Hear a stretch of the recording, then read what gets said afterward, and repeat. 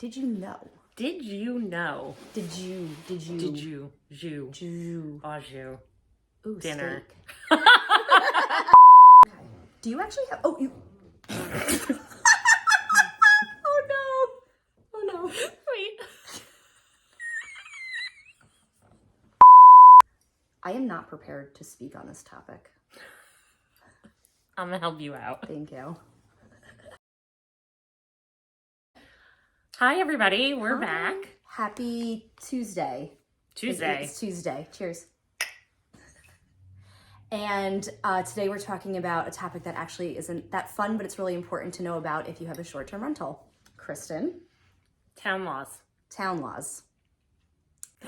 Each town has their own set of rules and regulations as we see more Airbnbs and short-term rentals come to the area.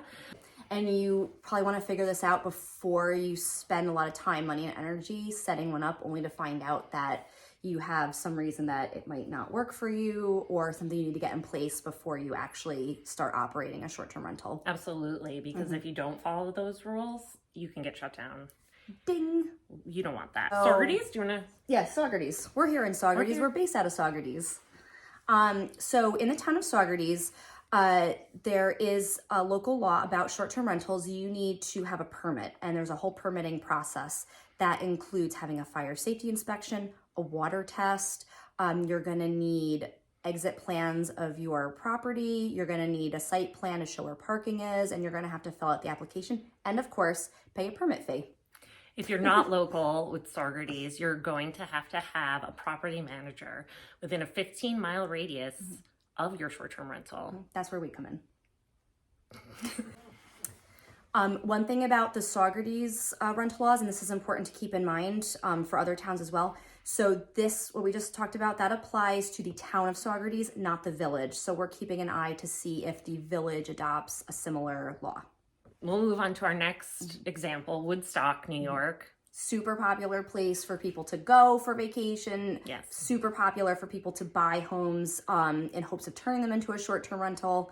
But Woodstock has been one of the more stringent towns in terms of short-term rental regulations. So as far as we understand, there's a waiting list to have an Airbnb or short-term rental in the town of Woodstock. Yes.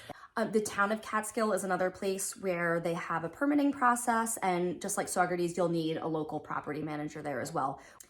In the city of Kingston, they also have short-term rental laws now. They have a zoning process, so only certain zones are going to be allowed to operate a short-term rental unless you want to apply for a variance, and it's not guaranteed that you're going to get that variance, but you can try.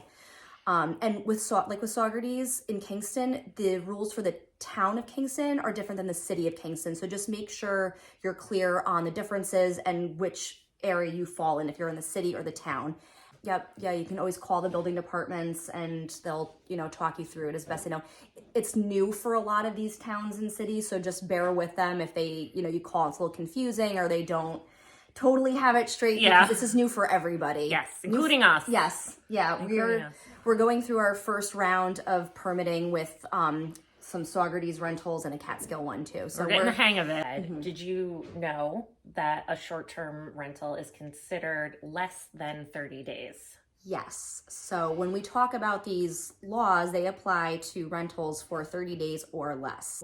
If for some reason you feel like you're not going to get through the permitting process, you're not eligible to be a short-term rental, you can do a 30-day plus rental. And you can do it through Airbnb or VRBO. You can do longer stays on those platforms. You would just want to be mindful that you aren't getting into an actual lease situation. Yes, absolutely.